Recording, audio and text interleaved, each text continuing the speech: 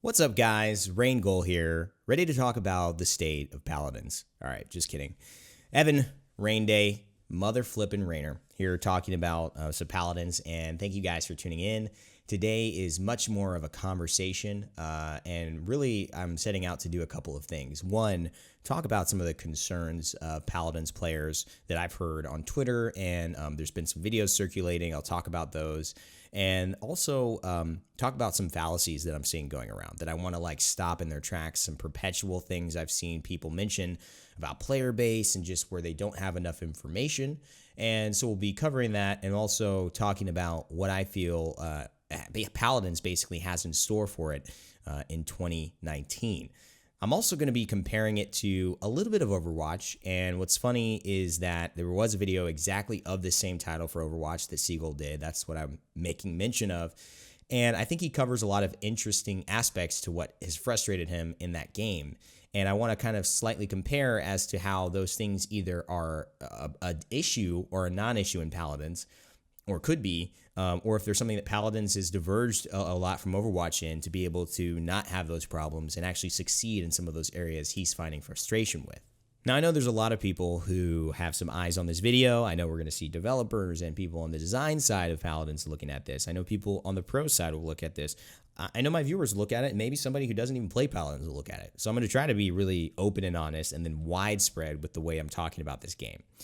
And I'm also going to be referencing a little bit of the conversation Seagull brings up into what he wants to do for Overwatch and some of the things that have been bothering him. I don't really think a lot of those points apply to Paladins. I think actually I want to use those points to show where Paladins succeeds in a really cool way and why the direction of the game is actually improving and continuing to improve and how good of a job I think the team has done over the past few years to get it there, even through a lot of rocky waters. We all know that.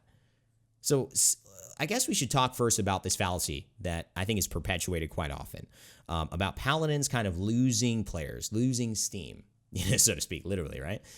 And there's some truth to that, to the fact that you're naturally going to lose some players throughout years. Like September, you're going to lose players, but this is content across the board. You're going to lose players because school starts. Because young people play a lot of video games. School starts, they can't do as much. They have homework, they have responsibilities, parents checking in on them, can't play as many games, which means you're not going to have as many players because you won't have as many concurrent players, so that number will drop, right? Because people can play less. So that's just normal, right? I wouldn't look at that. I see a lot of people look at that and say, oh my God, you lost players. It's not really true. I mean, it is, but they're coming back. And that's the thing with video games. You have to understand it's a fluctuating cycle of players joining in, coming back. See, Paladins is actually one of the weird games where a lot of people know or have heard of Paladins at first, but they haven't given it a good shake. What's interesting is that a lot of players came in for Paladins, and at that same time, Overwatch was released, and I think that we did get a little bit of an unfair shake by some of the videos out there. And I don't think they really honored the depth that Paladins brought to the table. And, it's not saying that they weren't right in their point of view about what they were talking about, but I just feel like it was an easy bit of a cop-out to make some content saying Overwatch clone, blah, blah, blah, get some clicks, get some traffic, and then basically brush Paladins off to the side and talk about the general idea of that, for a video.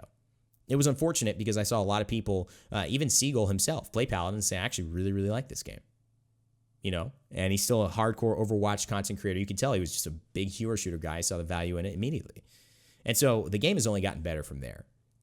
The good news is that people know about it. The news that we have to figure out is how do we get those people back? And how do people come back into games anyways, right? A lot of people don't think about it like this, but the truth is you gain your most players when you launch. Then if you have another supplementary, big marketing push, you maybe gain a higher amount of players that day. Maybe if you have like a crazy season adjustment, maybe a season update, you might get the biggest day of players you'll get, but usually launch wins, right? So when you get your players, you've done the job. You've got people to play your game. And as a free-to-play game, if you could just get people to play your game once, you're probably not going to succeed, right? Because you got people got to be invested. And so Paladins, what they've done, and what I think the studio has done so well, is they've created a game that not only captured an initial audience, but was unique enough in the universe of the genre that was really dominated by a great AAA game that came out, and have paved their own path. Now, Paladins, I think, it succeeds in some of these ways that Seagull talks about Overwatch maybe not succeeding right now. And I want to get into those, but I want to talk just again to reiterate that the fact that Paladins has gone through 3 years, OB64, which is that rocky period, which a lot of players did leave, then they joined, then they left again. But it was a very just identity shift for Paladins, and so we lost some of the core audience there. But to move back into an upward trend, to see the growth, and to see HRX be the most exciting, most, I think, engaged HRX from a community and from a pro perspective, and just from a viewership perspective that we've had, and to see that trending into 2019, I think this year holds a lot of amazing stuff. I mean, personally, I think esports is basically some of the best esports that people haven't seen in the world. And I mean that. I think a lot of people are not discovered Paladins esports yet. And I think that what's exciting is that when they do discover it, there's so much to get into. It's done so well. It's such an intricate game with a lot of widespread casualized elements that allow you to say, wow, this is awesome. I'm learning a lot. I'm engaged, fast-paced action. But then also, I want to try this out myself. And I can still have fun while I try out these new characters. That, I think, is something that is coming. And that's what's so cool about it. There's a lot of upward trending here for both the esports and the game in general. But let's mention Seagull. Seagull brings up an interesting example of what he thinks is missing and really talks about this kind of meta. And he talks about this meta of like triple tank, double support, or whatever it is, triple support, triple tank. And the fact that when you have characters like Brigitte, who came into the meta, she took a lot of nuance away from the game. Really a lot of characters that are maybe more high skill cap, more entertaining to watch and play, like Tracer, got just kind of banned out and could not exist just by Brigitte being in the other team's composition. You know, like Tracer just gets countered out by her shielding, gets countered out by the stun. She can't do what Tracer wants to do and is just basically a bad pick and a throw. Now in Paladins, I legitimately think you can play any character and make it work, which is one of the things that, you know, Paladins has going for it is that you have 4 different talents, and I think maybe that'll be 3, maybe 4, and you have 20 cards you can use to change your character style, and 6 different decks you can build. So that if you see that Brigitte, maybe you have a shield building anti-stun build, right? Maybe you have something that bursts through armor. You know, that doesn't exist in our game, but for the same idea of how Tracer might be able to combat a Brigitte who's like passively having that armor regen, Paladins has that same thing. If it's a huge heavy tank composition, run Debilitate Sky. Sky, man, not a good pick. Debilitate, mess you up. Watch out, I've seen it. So, you know, maybe a lot of flank surprise attack. You know, 500 health, that's more than 30% of the health of the flank that I'm going after immediately. Yeah, no problem. Take them out. You dominate that game. You can make these in-game switches because the champions aren't decided on until you get in a game. And then even when you get in a game, you can change them up right before you start. That's a different thing about Overwatch. You have to change characters. And in Paladins, the customization, I think, is given a lot of depth, and it's also given a lot of variability and a lot of ownership to people when they lose. They can realize that they just maybe didn't make the right choice, right? At least if you're a high-level player. We've been existing in this burst meta as well. And I think that in his video, he talks a lot about the meta of these triple tanks and duo supports not being fun. And I have to say that we are heading towards a meta like that in Paladins, in the esports side of things. It doesn't mean that it's not going to be fun, though. We've been in the burst meta for a long time, which is basically a lot of high damage dealers and very aggressive front lines able to basically burst people down. So like give them an inch, they take a mile. They burst you down, you're down a man or down a character, and then you can snowball the rest of the fight. You know, a Nightshade Willow, for example. One shot, Blast Flower, one shot, and then you Nightshade, 800 damage, that's 1300. You hit the next shot, that's 1800 damage. If you're an Eevee, you're dead. If you're an Andro, you're one shot. If you're a tank, you're anti-healed completely. You know, Death and Taxes Leon means nobody can get healed. You'd get half health as a tank. You throw your shield up, you're still probably going to die because now they're going to push you knowing you can't get any healing back. The Ying is sacrificing cooldowns for nothing, and you get steamrolled. So that's been our meta. And we are going to be shifting probably once these anti-heal kind of monsters come through, because I'm in a big mentality that Leon is like a gatekeeper. Like the second she goes away, the floodgates open. Because 90% caught can't be got at the start of the game, let alone everyone loses their 75% caught in their loadout cards, which is their anti-heal. If you have no anti-heal at the start of a game, that game curve is going to go from you have to have cauterize at the start of the game and be able to kill people instantly because Leon's on the team, or they've got a Brand Fernando with 75% anti-heal or an Antediluvian Talus, to the point where now nobody's got it. Like you had to have it because someone else is going to have it. And now no one's got it. So now it's all about we can survive. So whoever survives the longest lasts. Trying to take bursts in a meta where Ying can fully sustain somebody with an 800 click every 1.5 seconds, plus a clone healing them up, or a 600 health per second heal on her illusory rift, which charges like so fast. I mean, that's unrealistic. So we're going to see more double, triple frontline. We're going to see more duo support. We've tried it with Vex the other day. It's incredibly effective. It's incredibly fun. And I think it's a breath of fresh air. So I'm very excited about that for Paladins to start out.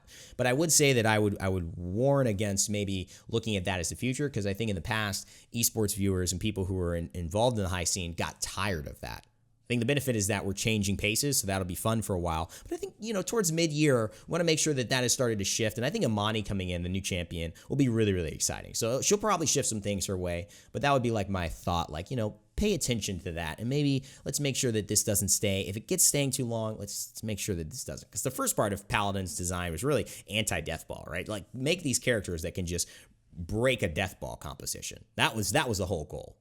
So I think we should just maybe make sure that we stay away from that. But I think the whole video is really in a really good kind of opportunity to talk about how happy I am that Paladins has gone through these rough waters. You're not going to get a lot of complaints from me here, and I know a lot of people sometimes call me a shill and things like that. I mean, trust me, I'm not a shill. I mean, people, when I make some of these videos like this, I think I scare some people because they're like, oh my God, like, what could he say? Because I'm usually pretty honest. I'm usually pretty honest in what I have to say. And I think people know that I literally tell you what I think. And I think that Paladins is moving in the best direction that it could have been over this year. The reason I think that is because of the reasons that I think you could see frustrations coming with Overwatch. Paladins is perfectly complemented to provide depth in those situations, and we're not dealing with those problems. In fact, when you look at the aspect of new champions coming through, we've had the best champion releases of Paladins in this last year and set up to be the best, in the starting of the year with Amani. Not only are champion releases getting better, the meta's shifting to be a breath of fresh air for a lot of people. Then we're also seeing esports at the highest of heights, and people are all moving to LAN. We already know the PPL and the SPL all going to be played at LAN, which means all the players will be moving to Atlanta. So it's going to be, you're going to not have to see them online. You'll see them live every single day, which is a huge step up. So people who are already invested are going to get more invested. People who haven't seen it are going to be more impressed. So that's a natural bonus, right? And more content with your favorite players and pros, more interviews, more tips, like, that's all good. So now we really look at, can this really be moved into creating a game that just turns into, okay, now we have 100,000 players on Steam? To me, the verdict's out on that one, but I don't think it needs to happen. I want to know what you guys think. Is there this kind of potential to push Paladins into this next level of echelon of game where it's like, all right, we have 500,000 players, we're dominating PUBG. Like, I don't know. And I don't know if that's needed. I think Paladins, the testament to the game is through the bad look in the beginning. Like the people brushing Paladins off with all the Overwatch clone meme content, and with the incredible amount of rocky, moments that the game has had. And that's why we have the RIP OB64, beautiful sprays. And with all the moments that we've changed different systems and added systems to have landed here, where in November after HRX, we grew about 1,000 players on average. And we've got the best lineup of content. We're adding crossplay, so we'll have wider player bases to integrate into matches. So queues should be better. Matchmaking should continue to be better. I think that's something to be incredibly excited about. I mean, I think unequivocally that's something to be incredibly excited about. Lastly, though, I think it is important to address the things that I would like to see a focus on this year. And I know a lot of people want to see this focus as well. I think bugs are a big focus. But I feel like I'm almost like being redundant because they've already said that they're focusing on polish this year. So bugs would be included in that polish. Now, when you look at that, skins are getting better. So you're getting more bang for your buck. You're getting more engagement for the time that you're spending and caring about a character, because that skin is, getting even more. I mean, we're having skins that even introduce some type of lore aspect, potentially new character skins like Pepper. I feel like everything's just going up in value. And so to me, I would be surprised if 2019 wasn't a phenomenal year for Paladins. Again, we have to make sure that we handle the things like we get those bugs. And a lot of people have frustrations around like things like Terminus, right? Very difficult character, and there's always things that are going to compromise, decisions are going to have to be made. And that's just game dev, right? That's just honesty. Like, hey, dude, you want to go to the gym or you want to make your video tonight? It's like, you got to compromise. Okay, you can go to the gym, but you got to, work for a little bit. You can only work out for so long before you come back home, and then you got to make your video. And that's the same thing. It doesn't mean I can't go to the gym for an hour tomorrow, but I think people on their timetable want these things to be handled now. They want any potential like issues with like if they ever crash to be happen now and have an answer. And those things are happening. But what's exciting to me is that 2019 is purposely leaving room to handle those things by saying we're focusing on polish and we're not adding this incredible amount of content that we did in our first year or second year with like 14 champions. We're adding 5, I don't know how many, but last year we added 6. So I assume it stays the same, right? Like if you're adding that same amount of champions, you're giving yourself so much more time to work on those things. So that gives me confidence as well. Not only that, I feel like we have a very great set of leadership over on the team, and I think they're very self-aware. I think they're very great designers and great leadership there in terms of figuring out at this point where Paladin should be going. And so hats off to them for really helping to make I think 2018 a really good year and looking for Paladins to be a really good year for 2019. I'd love to hear your thoughts, though, on what you guys are looking for. I know this video, came out as like, hey, is there a lot of issues, blah, blah, blah. No, there's really not. But I think that if you're very, I think, intrigued about Paladins and checking it out, this would be a good year to do it. This would be a good time to jump in.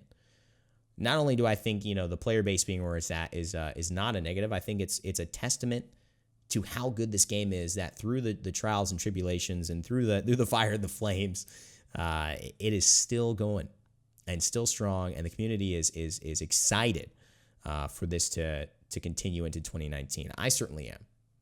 That's just me. That's truly just how I feel heading into this. I'll let me know what you guys are. I'm not sure what the reaction is going to be to this one. I made a video like this in OB64, and it was like so downvoted, but I don't know. I'm open. I wanted to be honest with you guys and talk a little bit about it and what's going on with 2019. So that's pretty much it. I hope you guys enjoy this one. A lot calmer, a lot smoother. Shenanigans Willow.